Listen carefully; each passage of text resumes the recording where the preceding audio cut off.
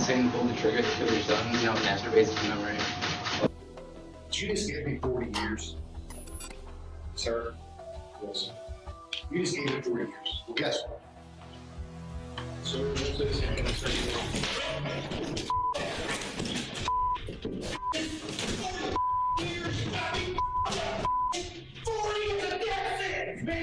This is Jaleel Smith Riley, who is facing charges for murder in Michigan. Smith Riley was involved in an armed robbery on November 16, 2013, in Norwood, where he and two other men approached a parked car. Inside the parked car was 20-year-old Portia Brooks and her boyfriend, Aaron Martin. Smith Riley knocked on the window with a handgun and forced Martin, who was in the passenger seat, out of the car. Jaleel then proceeded to go through Aaron's pockets and demanded his cash. Once Jaleel had taken every dollar Aaron had, he then took his life with a shot to the head, causing permanent brain damage. However, Jaleel wasn't done there. Right after shooting Aaron, he then leaned into the car and fired at Brooks, who was sitting in the car, twice. And she died 3 days later. Fortunately, Martin survived the shooting, but sustained serious injury. Before the judge announced the sentence that Jaleel would be facing, Portia's family got the chance to address the jury and the man who took their daughter away from them. Sharon Brooks, Portia's mother, brought the box containing her daughter's ashes to the courtroom, as she had for previous court dates. She stated that Smith Riley had ruined her life and killed her identity as a mother of three. This is what I have left because of his greed, his selfishness, his complete disregard of and disrespect of others and life. But as you can see, I get nothing back, except the reality that she is gone. Tia Marie Brooks, Portia's sister, also spoke emotionally and requested that Smith Riley be handed the maximum sentence. I have to deal with life without Portia, so he should deal with life without parole. Then, Aaron, who Jaleel shot in the head, spoke to the court. She's still here with us, and she will always be here. So she's our angel looking over us, helping us get through these hard times. As if Smith Riley's crime was not outrageous enough, his reaction to his sentence was even more dramatic. During the trial on August 11, 2021, Smith Riley pleaded guilty to aggravated murder and attempted murder. However, he later decided to withdraw his guilty plea against the advice of his attorneys. Well, from the beginning, this was an emotional day for the families of both of these victims, but when Smith Riley decided to reverse his plea halfway through the sentencing hearing, they were shocked, and his attorneys were too, in part because it puts the death penalty back on the table. Prior to receiving his sentence, Jaleel was heard apologizing in court as what appeared to be a last attempt at showing remorse.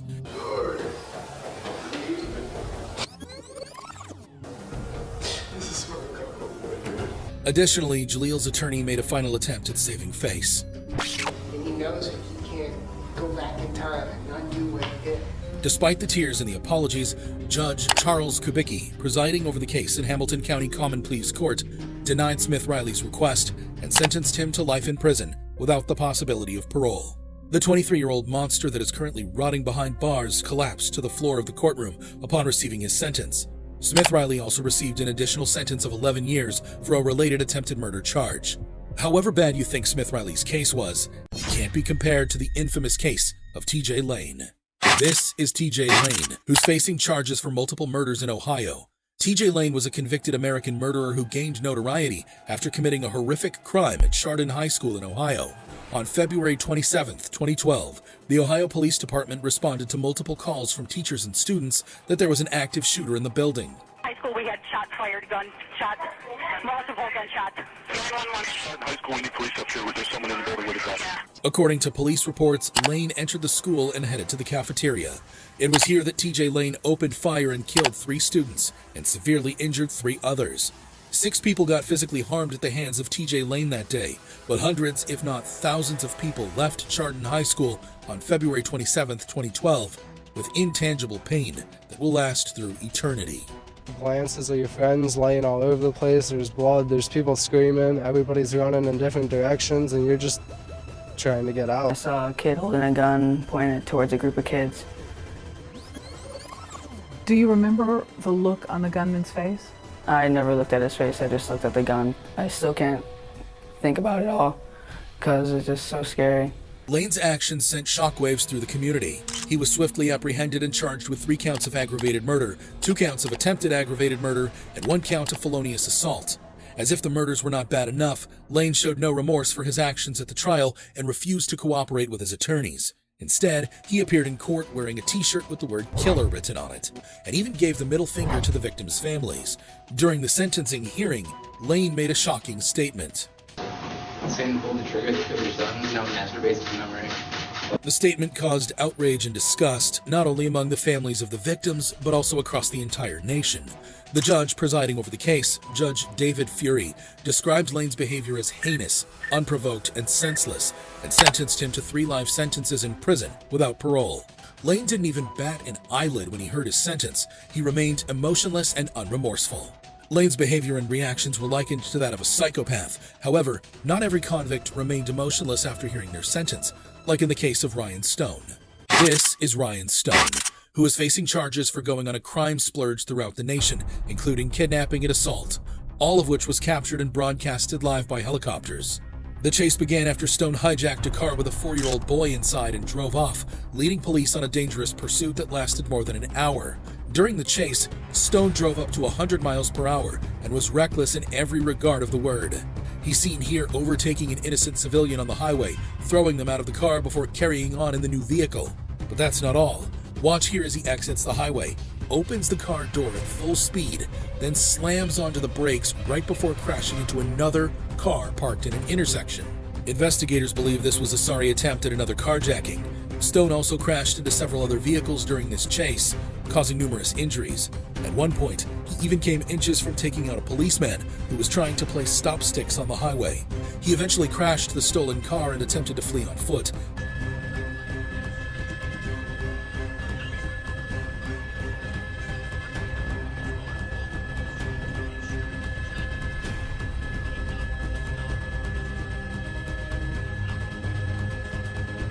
However, he was quickly apprehended by police and placed in a holding cell. As if Stone's actions weren't bad enough, he was caught on tape boasting about his actions to a friend who visited him in the cell. Hey, did you know I made the news in the UK and Australia? What? Yeah, my lawyer told me I made the news in the UK and Australia. If you type in Grand Theft Auto on YouTube, my shit comes up first. Ryan also believed that he should be compensated for his viral car chase because the news channels are using his car chase footage. I'm going to contact House of News or have you contact House of News or somebody. You guys aren't getting paid using my name. Stone was charged with 26 crimes involving kidnapping, motor vehicle theft, assault, and eluding police. Stone's sentencing hearing was emotional. In court, many of his victims and their families can be heard speaking about the impact of his crimes on their lives. Some spoke of physical injuries they had sustained in the crash, while others described the emotional trauma they had experienced due to the incident. Stone spoke at the hearing. He cried, expressed remorse for his actions, and apologized to his victims. Isn't it ironic that in the same week, Ryan was captured in the video on the left, laughing and boasting about his crimes, and on the other video on the right, he's seen crying and begging for sympathy from the court, as he finally realized the severity of his actions. Despite his apology, the judge in the case was unmoved, noting that Stone had shown a pattern of criminal behavior and that he posed a threat to society. The judge handed down the maximum sentence possible. Stone pleaded guilty to all charges and was sentenced to 160 years in prison without the possibility of parole. Stone was in tears when he learned he'd spend the rest of his life in prison. Stone blamed his actions on drugs, and his show of remorse might be sincere. However, some convicts are rather shocked by their sentences, like in the case of Seth Welch and Tatiana Fusari. This is Seth Welch and Tatiana Fusari, who are facing charges for first-degree murder in Michigan. Seth and Tatiana were the parents of 10-month-old Mary Ann Welch, who police said died of malnutrition and dehydration due to neglect on August 2nd, 2018, in Solon Township, Kent County, Michigan.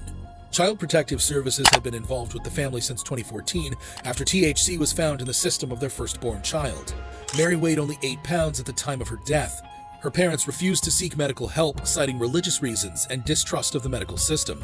The family home was found to be unhygienic during the initial investigation, with evidence of vermin, insects, and mold. The doctor who performed the autopsy confirmed that Mary was suffering from chronic malnutrition caused by withholding food and water. Seth's call to 911 revealed their level of neglect for their daughter. And he said, when you found her, she was already believed to be deceased, right? Yes. And that's when you consulted with a lawyer? Yep. Do you believe she was beyond help already? Oh, yeah. She was dead as a door. When in court, the prosecutors made sure to highlight just how neglectful the parents were of their 10-month-old child. You didn't know that. And don't tell me you didn't intend that because you didn't get her little tush out of that crib. You left her in there. You ignored her because she was an inconvenience. The couple was initially charged with felony homicide murder in August 2018. In June 2020, Seth Welch was convicted of first-degree murder and sentenced to life in prison without parole. In 2021, Fusari testified that her husband was abusive and that she was not allowed to take Mary to the doctor. He got very angry with me. He smacked me across the face and he told me that he knows he said, "You know what the I think about doctors. I told you Mary is fine. She's fine, now drop it." In November 2021, Fusari was sentenced to life without parole for first-degree murder and an additional 15 to 30 years for first-degree child abuse. When the judge pronounced their life sentence, Seth's mouth dropped open in shock and Fusari started crying. For many people, this couple got what they deserved. However, this wasn't the only time a convict got a sentence that felt like justice. There was the case of Esteban Carpio. This is Esteban Carpio, who is facing charges for murder in Rhode Island. Carpio is an American murderer who killed a detective at a Providence police station in 2005. Providence Police Detective Sergeant James L. Allen and another detective were questioning Carpio at the Providence Police headquarters for accosting an 85-year-old woman, Madeline Gata. According to police reports, the second detective left to the third-floor interview room to retrieve some water. It was here where things took a turn for the worst. Carpio had asked for water, and the two detectives that were in there with him, one left to go get the water and lock the door behind him. And they tragically heard Detective Allen say, "I think he's going to kill me. He's got my gun, he's going to kill me." By the time they broke it down, the officer was dying, and Carpio had jumped out the window. However, he was recaptured a few minutes later amid struggles with the police, but that was not the end of the drama. Due to the risky jump and struggles with the police, Carpio sustained injuries. When it came time for his sentencing, Carpio came to court wearing a mask designed to keep him from spitting at or biting others. His face was red, bruised, and swollen. When he appeared in court, his family members screamed and accused the police of brutality.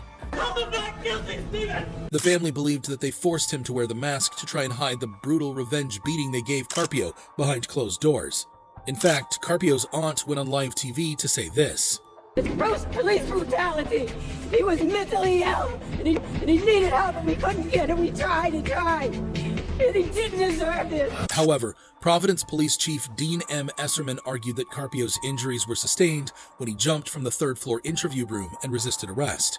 The FBI later investigated the police, but it was concluded that they did not use excessive force. No civil rights violation when injuries are incident to arrest. Meaning, if he's fighting the police officers, the officers have the right to use whatever force necessary to subdue the subject. On June 27, 2006, a jury found Carpio guilty of the murder of Detective Allen and the stabbing of Madeline Gata. Despite his plea of insanity, Carpio was sentenced to life in prison without parole. At first, he showed little reaction to his sentence and remained unmoved.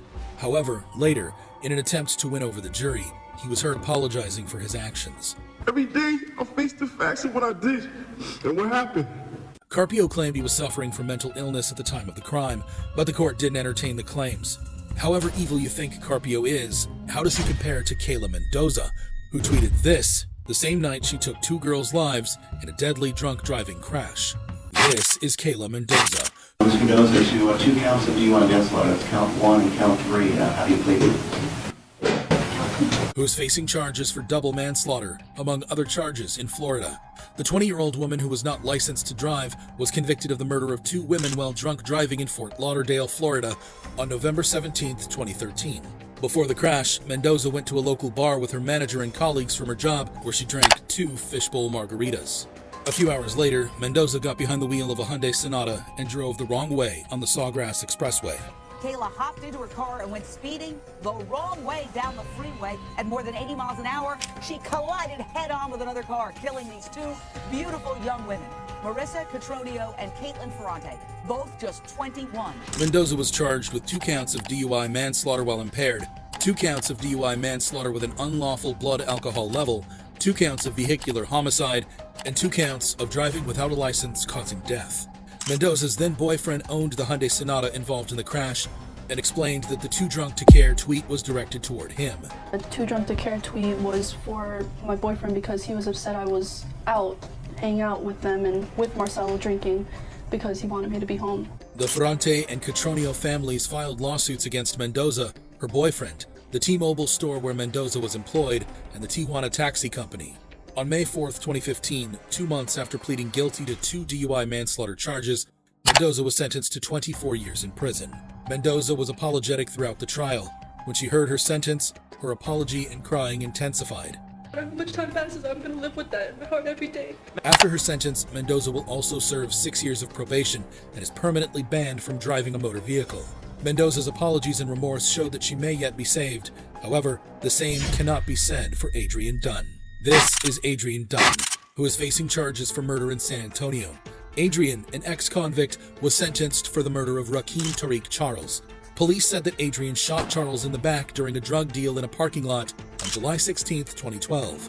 To make matters worse, this wasn't even Dunn's first encounter with law enforcement. To prison twice for possessing a firearm after this murder.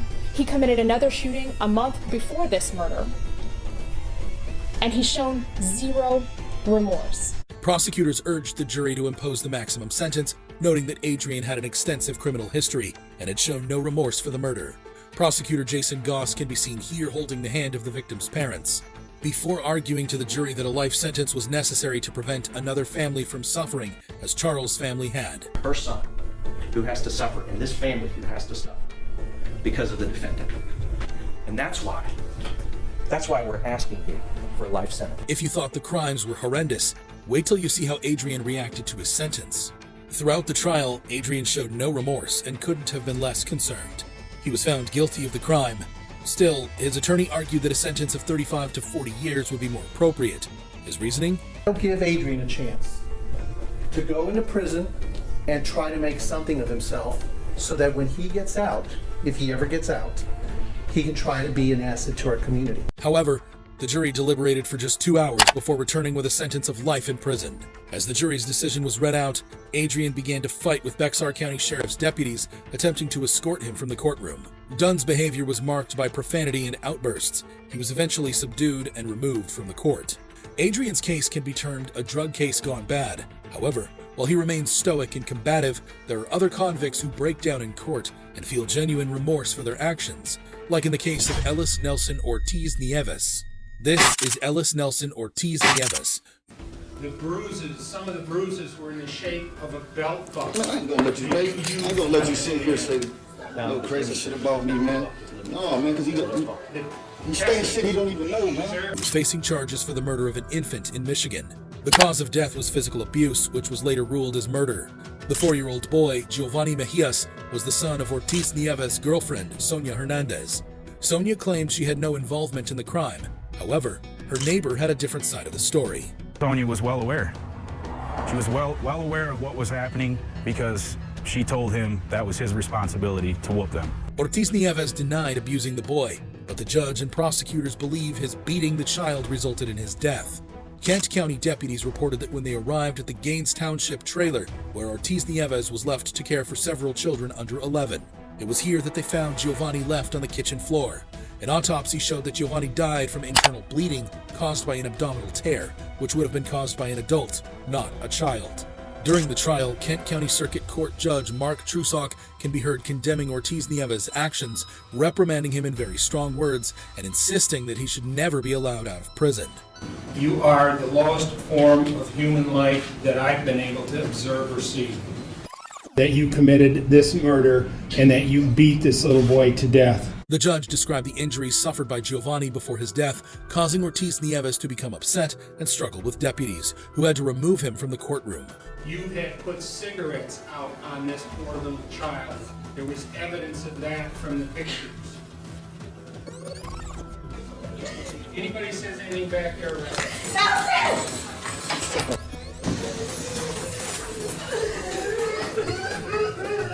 Ortiz Nieves was sentenced to life imprisonment without parole and was given a sentence of 80 to 150 years for first-degree child abuse. Ortiz Nieves' reaction might suggest that he is guilty. However, this wasn't the only time a convict reacted emotionally to their sentence. There is the case of Jordan Fuss. This is Jordan Fuss. I'm sorry. I wish it was me. He did not deserve it. I did. Facing charges for manslaughter in Fort Lauderdale, Florida. The 22-year-old was found guilty of DUI manslaughter in a 2014 crash that claimed the life of 6-year-old Santiago Geraldo. Fuss, shaking uncontrollably as he entered the courtroom with his family, had a blood alcohol level of 0.21%, which is more than twice the legal limit. He was traveling over 90 miles per hour on Sterling Road when he crashed his 2004 Infiniti G35 into another vehicle at Davie Road just before midnight on October 3, 2014. Prosecutors had sought the maximum sentence for the crime. Fuss' attorney argued for a reduced sentence, stating that his client had been so remorseful that he had contemplated suicide. However, prosecutors stated that Fuss had admitted to using alcohol and smoking marijuana since the crash. The Giraldo family cried in court, while the defense argued for a lighter sentence. Santiago's father took the stand and had this to say while staring directly into Jordan's eyes. May God forgive you, because I can't. He didn't just take my son's life, he took mine too.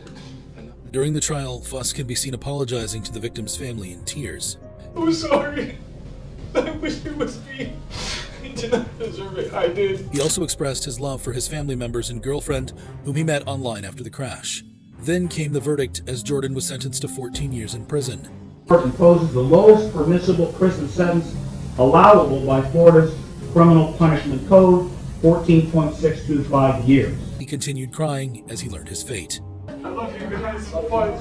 I love you. Fuss might have learned his lesson. However, some crimes require more than being remorseful, like in the case of Antonio Barbo, a 13-year-old who murdered his own grandmother for money to buy pizza and pot. This is Antonio Barbo, who is facing charges for murder in Wisconsin. 14 years old, Barbo was in court for the murder of his 78-year-old great-grandmother, Barbara Olson. Rather than trying to explain what this 14-year-old monster did, let's hear it directly from the mouth of the killer. I tried to scare her to get money and then use force if needed. An attack, I guess to kill. The boys hid weapons in their pants before catching a ride to be dropped off at Antonio's grandma's house. What happened when the boys got inside is shocking. She knew I was on the run and she said she was going to call my mom. He nodded and then I took the first swing. Okay, and when you say that you took the first swing is with the hand axe? Yes, sir. Antonio also said that he tried to put his great-grandmother's body in a car trunk, but when he couldn't, he left it in the garage and covered it with a blanket. Judy, Barbara's granddaughter, was the person who discovered the body. She quickly ran to a neighbor's house to call the police. Please send an ambulance and the police. My mother is laying in the garage and there's a lot of blood and there's a blanket over her head. There's a lot of blood. How did the blanket get over her? I have no idea. And how old is your mother? She is 78. And is she breathing? I don't know. I can't look. The blanket is over her head and I can't look. Okay, who's there with you? I hope you got the neighbor. Okay, can the neighbor check if she's breathing? Oh, you don't have to go and look. You don't have to go. If your neighbor can just go and check if she's breathing. Okay, they would like you to. Are you sending somebody? I'm working on it. I need to know if she's breathing. While Judy and her neighbor are left frantic to call for help and try and save Barbara, Antonio and his accomplice used the $155 to get high and enjoy some pizza. During the trial, you can see Barbo reading a statement, apologizing for the killing and asking for forgiveness. Barbo said he regretted his actions. Regardless of his apologies, Barbo was sentenced to life imprisonment as he continued crying. However shocking you think Barbo's case was, LaShirley Morris's case gives it a run for its money. This is LaShirley Morris, who is facing charges for murder in Atlanta. LaShirley is accused of killing 3-year-old Kwan Mason. The cause of death was physical abuse with a baseball bat, which was later ruled as a homicide.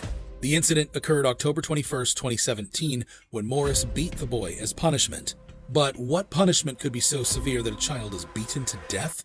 Well, listen here. And then a violent death for taking a cupcake from the kitchen. A child who was inside the home witnessed the attack and reported the events to the police. Not awake, he's not alert. No, he's not alert. He was breathing at first. Now he's not breathing. Morris's sister, Glendria Morris, was also charged in the child's death because she did not intervene during the incident. The victim, Kwan Mason, lived with Glendria Morris, who was also his legal guardian at the time of the alleged killing. Kwan and 3 of his siblings entered the Division of Family and Child Services care after their mother was arrested on a reckless conduct charge in March 2017. According to DFCS records, Mason allegedly left her children home alone, had anger issues, and abused the children. Geraldine Mason, the victim's mother, was released in April 2017 and reunited with one of her children, but requested temporary guardianship for Kwan and his twin brother.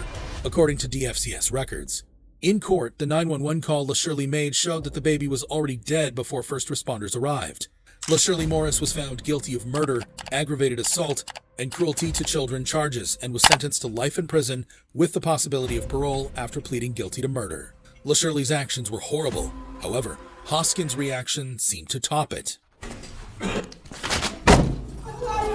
This is Jaleel Hoskins, who is facing charges for murder in Michigan for the murder of his girlfriend Latrice Mays. Mays, a mother of 5, disappeared in March of 2013. Her sudden and mysterious absence led to her family wanting answers and ultimately a nationwide search. Initially, Hoskins denied being involved with the murder whatsoever. I have nothing to do with the murder. I have nothing to do with the disappearance. However, Hoskins quickly changed his plea when he heard the testimonials and evidence being argued against him. First, Hoskins' own cousin took the stand. After the domestic or whatever happened, I guess she, after they left, she said she was going to tell the police that he stabbed her, doing it. Doing what? Killing her. I guess he choked her or something. Did you say he choked her? Yes. Then, one of Hoskins' close friends took the stand. Said I did her, I need some help, I can't carry her by myself. Lastly, on the same day of the murder, police dashcam footage showed them responding to a call Latrice had made in which she claimed Hoskins was abusing her. After hearing the piles of evidence against him, Hoskins was forced to change his plea. Hoskins pleaded guilty to the murder of Latrice Mays and also admitted to tampering with the evidence. Hoskins, a habitual criminal offender, decided to take Mays' life because he was afraid she would report his assault on the father of 2 of her children to the police. Hoskins was initially charged with open murder, which carries a mandatory life sentence without the possibility of parole. Mays was afraid she would not regain custody of 2 of her children if she did not cooperate with law enforcement in the assault against the children's father. Hoskins was given a maximum life sentence in prison as a repeat offender. He attacked the podium before being restrained by police. Hoskins' reaction was crazy. However, nothing could prepare you for the reaction of Ricky Hand. This is Ricky Hand. A Springfield man possibly facing new charges tonight after he throws urine and feces on his attorney in court. Did you just give me 40 years? Who was facing charges for multiple robberies in Ohio. Ricky had been on a robbing spree, hitting numerous local convenience stores late at night and running off with some extra cash. However, this crime spree would soon come to an end the night he decided to try his luck with John's drive-thru. In the footage here, we can find the owner of the shop beginning to close down for the night. Little did this small business owner know, there was an armed Ricky Hand lurking the building. As Ricky began to make his way to the door, he's greeted by the owner who is armed and begins firing to scare Ricky off. After this failed robbery attempt, the shop owner called the police to inform them that there had just been a robbery attempt that resulted in a man getting shot. Yeah, this is John's drive-thru, West Main Street. A guy just tried to rob me and I shot him. He ran out the back door. Okay, is he injured? I think I hit him. It would only take a couple of days for Ricky to admit himself to a hospital in order to treat the bullet wounds he left John's drive-thru with that night.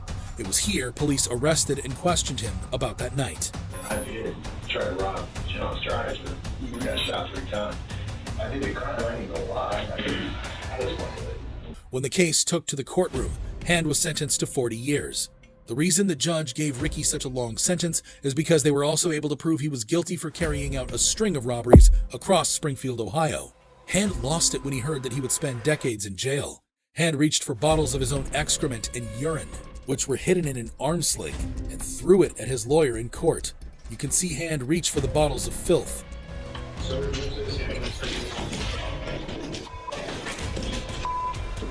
As a result of the courtroom incident, Hand was charged with an additional 5 counts of harassment with bodily substances, 1 for his attorney and 4 for the deputies present. He's also charged with obstructing official business and retaliation. If you thought these reactions were shocking, you'd be amazed at this video of dangerous killers who wanted the death penalty.